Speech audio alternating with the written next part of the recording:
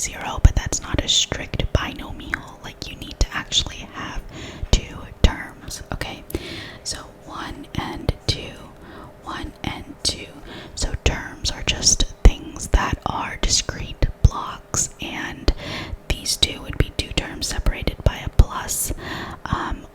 It can be minus 2 because, you know, plus -2 is the same thing as minus 2.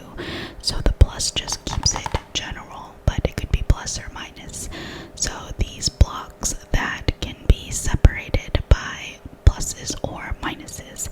But as you can see, we have two terms in parentheses and then another two terms in parentheses, and when we squish them together, it implies multiplication. So we are trying to expand this product out so that we don't have parentheses anymore. That's the general setup for the FOIL method, okay? So how do we actually do that? Well, you might kind of guess that it would be A times C and then plus or minus B times D. It seems convenient, right? If we have 2 and 2, then maybe pair the first two together, pair the second two. But there is a little bit more in between here, and that's what I want us to derive today. So the only facts that we actually need to know is that we can do multiplication over addition for the distributive property. So that just says if I have something times something plus something in parentheses, so the y plus z happens first, and then x times that whole thing, this is equal to xy plus xz. In other words, you can distribute this multiplication over the addition. You just let this x be multiplied to the y, and then plus, and then x multiplied by z here. And again, you can write the multiplication there, but it's implied, okay? So that's one thing that we need to know. And the only other thing that we will need to know is that the order for multiplication does not matter. It's commutative, commutative, commutative, commutative. So x times y equals y times x. Logically, that's all that we need for this entire thing to derive the FOIL method. So let me show you how. It's pretty cool. Okay, so how does that apply to this? Well, at first it might not look, you know, anything like this, but kind of it could, right? So basically, if I let this entire a plus b be x, so a single unit, and then if c is y and d is z, then we literally have this pattern. We can distribute this a plus b, this multiplication, over this addition. So that's our first application of the distributive property. So if I were to expand this out, I would have a plus b times c, keeping it together, plus a plus b times d, right? So I'm distributing it over the addition. So I'm applying the distributive property once. And then now, this is kind of closer to it again, but I can just rearrange this, flip-flop the c and the a plus b because of the commutative property. Commutative property, a plus b times c is the same as c times a plus b. And I can do the same thing here. So this equals d times a plus b. And the reason why I want to write it out like that is because now I can apply this distributive property again, once and again. Doop, doop. So we want to get rid of all of these parentheses here, so this gives us a way to do so. So we would have CA plus CB plus DA plus DB. Okay, so now you see we have 1, 2, 3, 4 products here, right? They're squished together, so it's multiplication. So we have 1, 2, 3, 4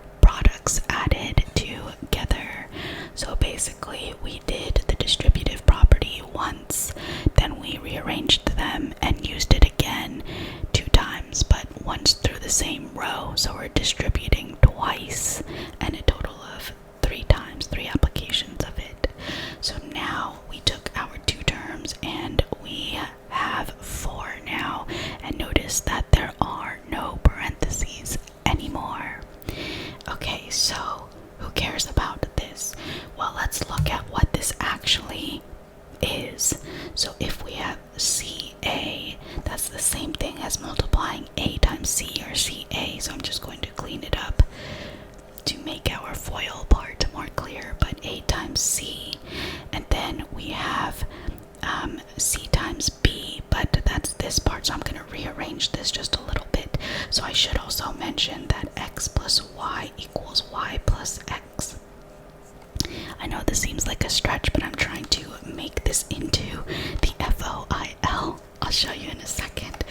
But what I'm going to do is actually rearrange this as CA plus, and I'm going to flip these two because the order doesn't matter for addition either. So multiplication and addition are both commutative. So I can rearrange this to be DA plus CB. And I'll show you why in a second. Okay, and not only that, what we can notice is that we have CA, which is this A times C. So AC plus, and then DA is the same as A times D. Okay, AD plus, and then we have CB, which is the same as BC. So again, I'm just switching the orders of these, which is allowed because of the commutative property for multiplication. Plus DB, but BD, that's the same thing. So somehow I managed to write every single one backwards, but that's okay. That's just how this one turned out. That's all right. And the reason why I want to write it this way is because this is the FOIL method exactly. So A times C is this term times this term, AC. So of these four terms together, we're going to write pairs, right? So this is our first terms multiplied together. So basically we are pairing up all of these terms and making sure that we have every combination. So 2 times 2 is 4. Every combination such that one is in one of these, and the other term is in one of these. So we just pair up every single one. So we'll never multiply C and D, and we'll never do B, A, B. We'll just do A and C and A and D and B and C and B and D. That's basically all we're doing. But FOIL looks nicer because AC is this part, A times C.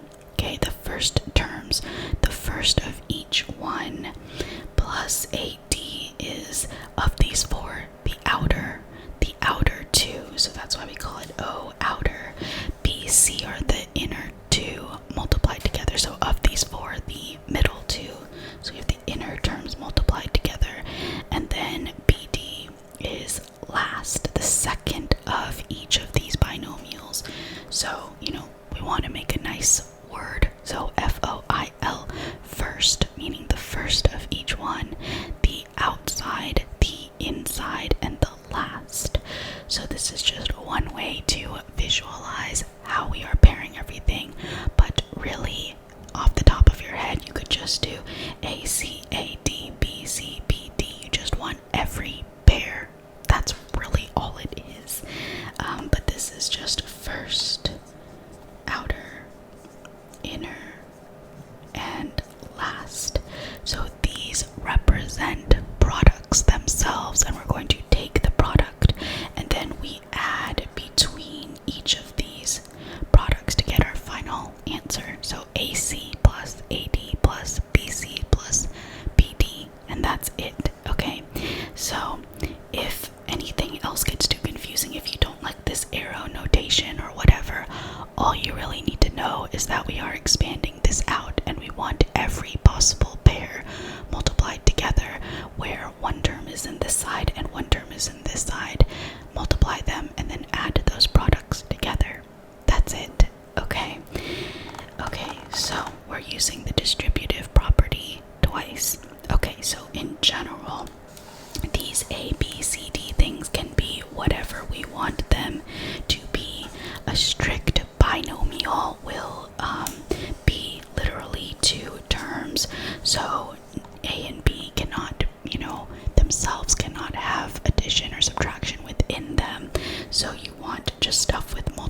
fraction or exponents or whatever else technically, and then you'd have a plus and then a block that does not get separated by plus or minus. But theoretically, as you might imagine, you could have whatever you wanted in A. So you could theoretically do something like A plus B and treat that as a single thing, plus C, and it's not technically a binomial, but you could do this and then do it more, like distribute more and treat this as a single term and a single term. Okay, but for now we're going to talk about strict binomials because the most common, I would say the most common application of this thing is to factor quadratics like this, and in this case all of these can be factored into nice pretty stuff like this if they are quadratic meaning we have this x squared term or y squared term or t squared or whatever a variable is. When we factor, which is kind of the opposite of expanding, so in this case we expand, we multiply it out. When we factor, we want to break this down into pieces that multiply to equal the thing we're factoring. So like 2 times 3 is 6, but if we were to factor 6 into prime factors, for instance, we break it down into pieces that multiply to be 6. So when we take an expression like this, any of these, we want to break it down into pieces that multiply to equal whatever it is that we're looking at. And if they are quadratics, what we're basically doing is breaking them down into linear terms. So for instance, if I had like 6y squared plus 13y minus 5, the quadratic term is this y squared thing, and there's a number in front, a coefficient, but we break this down into something y plus something, so that's linear now. The exponent is 1, so we took it from 2 to 1, and then something y plus something, and again it could be minus, but that's what we're really looking at. So instead of just any random terms, like this could be whatever we wanted. We could have like square root of 2 y, I don't know, something like that, y cubed plus 6 or whatever. We can use the F.O.I.L method, just multiply and make sure we use our exponent rules. It could be whatever we wanted to. It doesn't even have to be like the same variables. It could be like that. We have 2 binomials, square root of 2y cubed plus 6 times y plus w. We could use the F.O.I.L method to expand this, but what we're really doing for this type of factoring is to more specifically break them down into linear terms. So something y plus or minus some number constant, and then times something y plus or minus some constant. So for instance, we might have 2y plus let's use the F.O.I.L method to practice this. So let's say we have 2y plus 1 times 3y minus 7. Okay, so we'd have 1 and 2 terms, 1 and 2 terms. So the negative 7 kind of comes along with that. It could be plus minus 7, but that minus kind of tacks on with this 7. So when we multiply this out with the F.O.I.L method, we do the 2y times the 3y. So that's our first. Our first is 2y times 3y. So that's our f. The first terms multiplied together, plus the o part is our outer 2. So 2y times negative 7 would be, so 2y times negative 7, if it helps to see it all written out here, would be our outer 2. The inside 2 would be plus 1 times 3y, that's our inner, and then plus the last would be the second of each binomial, so 1 times negative 7. So that's our L. So these are all of our pairs. That would be the AC plus AD plus plus BC plus BD thing. So now we just simplify. 2 times 3 is 6. Y times y is y squared. 2 times negative 7 is negative 14. So plus minus 14y is minus 14y. Remember, order of operations says that we do all the multiplication first, right? So F.O.I. and L actually represent products. So we have to do them first before we add everything in between. Whoops, plus in between. So we have negative 14y. Here we have a plus 3y. And then 1 times negative 7 is negative 7. So plus minus 7 is just minus 7. And so now we can simplify this because we have some like terms here for the outer and the inner bit. You see, these can combine because we have like terms. We have y's in common, but we have negative 14 of them, and then add 3 of them. So simplifying that, we would have negative 11y minus 7, because negative 14 plus 3 is negative 11. So this is our answer, our expanded quadratic expression for this thing. So when we factor using the backwards FOIL method, we're basically taking something like this, or like this, or this, or this, or these 12 questions. There are a few exceptions here, but we'll go into that. But we take this and we break it down into these 2 linear terms, and that's our actual goal. So we're messing around with figuring out what these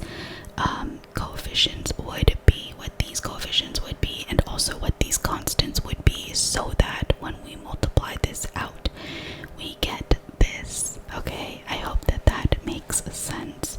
So if you don't like the, arrow notation, or if you've seen this before and you're like, what is all this stuff going on? All you're doing is just finding all the combinations. And in general, you would get 4 terms, 1, 2, 3, 4, 4 products out. But for this type of thing, if you have linear terms, oftentimes this outer plus inner bit will have a like term, so you actually have three terms in your answer. Okay, and so if you were to look at this in general, if I said, what is this product, you might guess, without knowing the FOIL method, you might have guessed 2y times 3y is 6y squared, and then maybe you do like 1 times negative 7 is minus 7. So you might have thought it was just 6y squared minus 7, but there is this bit here in between, and it's not just negative 11y, it's actually an outer plus an inner bit combined. So there are actually 2 terms that are missing if you only do this times this, unless you have a special case. Okay, so that's what we're actually after. So when we go the other way, which we will take a look at, I'm hoping that this looks a little more familiar to you. It's actually just a little dance. It's doop, doop, doop, doop. First, outer, inner, last. First, outer, inner, last.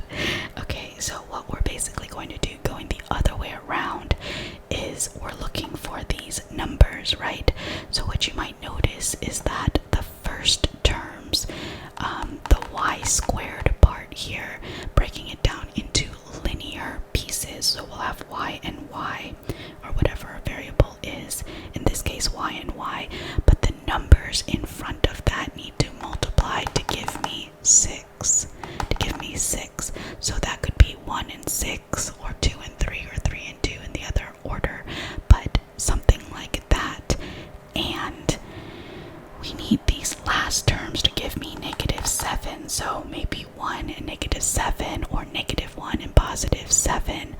But we also want, if we're just kind of guessing and checking to break it back down to this, we also want the outer plus the inner to equal negative 11y, or whatever the middle term is that we're looking at. So it's a little bit of guessing and checking, but with practice it becomes more kind of intuitive.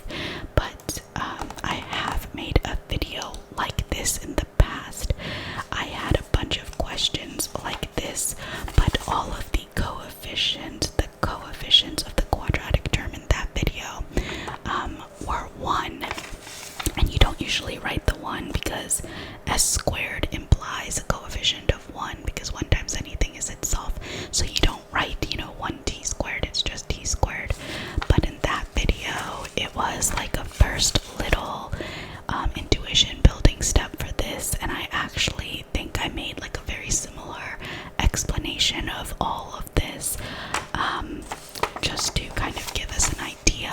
So when it came to just having like a y squared or an x squared with no coefficient, the key way to break 1 down is just 1 times 1. So we would just have y plus something or y minus something, because we don't need to worry about -1 times -1, because that's actually redundant. We'd be able to factor -1 from both. So we just do y, and we're just focusing on the second pairs there. So if that video made sense to you, if you're actually learning this, I suggest checking that video out first, and also this one, making sure that you understand the F.O.I.L method before continuing on to this factoring. But if those are comfortable for you, then I think that this would be a natural step to not have just one, but to try to keep track of these coefficients. And I think this would be a natural next step for you.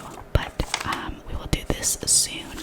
For now, I hope that this was relaxing, interesting, helpful, or maybe just a nice little thing to zone out to or fall asleep to. So if you are asleep right now, I am wishing you sweet